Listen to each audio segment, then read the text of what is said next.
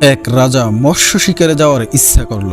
তাই সে আবহাওয়া বিভাগের প্রধানকে ডেকে জিজ্ঞাসা করলেন, আমি মৎস্য শিকারে যেতে চাই, আজকের আবহাওয়া কেমন থাকবে বলে জানা গেছে? সে বলল, মহারাজ, আজকে অতি সুন্দর রৌদ্রোজ্জ্বল এবং চমৎকার আবহাওয়া থাকবে, আপনি নিঃশঙ্ক চিত্তে যেতে পারেন। রাজা মৎস্য শিকারে বের হলেন।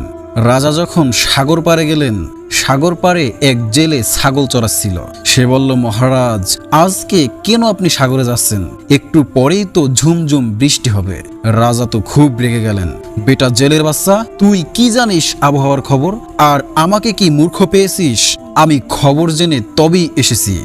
রাজা সাগরে গেলেন। কিছুক্ষণ পর শুরু হলো ঝুমঝুম বৃষ্টি। রাজা প্রসাদে ফিরে এসে আবহাওয়া বিভাগের প্রধানকে বরখাস্ত করলেন। তারপর ওই জেলেকে ধরে এনে আবহাওয়া বিভাগের প্রধান বানিয়ে দিলেন। জেলে তো পড়ল মহাবিপদে, সে তো আবহাওয়ার কিছুই জানে না। রাজদরবারে গিয়ে জেলে কেঁদে কেঁদে বলল, মহারাজ, আমাকে যেতে দিন, আমি আসলে আবহাওয়ার কিছুই জানি না। রাজা বলল, তাহলে ওই দিন আমার আবহাওয়া বিভাগের চেয়েও সঠিক খবর তুই কি করে দিলি? জেলে উত্তর দিল, মহারাজ, সেখানে আমার তো কোনো কৃতিত্ব ছিল না, সব কৃতিত্ব আমার ছাগলের।